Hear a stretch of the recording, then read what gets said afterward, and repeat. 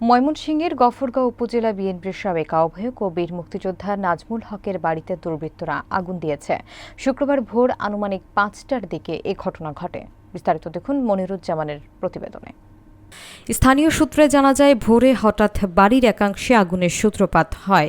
মুহূর্তের মধ্যেই আগুন চারদিকে ছড়িয়ে পড়ে এবং ৫টি কক্ষসহ আসবাবপত্র, কাপড়চোপড় ও গুরুত্বপূর্ণ কাগজপত্র পুড়ে ছাই হয়ে যায়।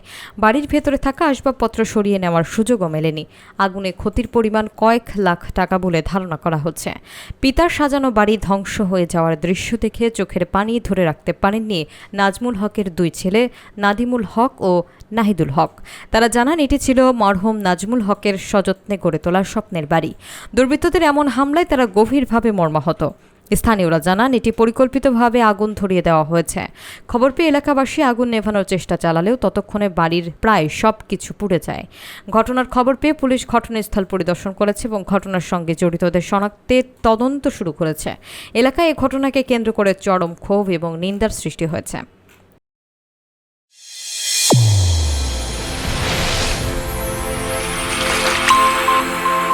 চ্যানেল A1 হৃদয়ের স্পন্দন।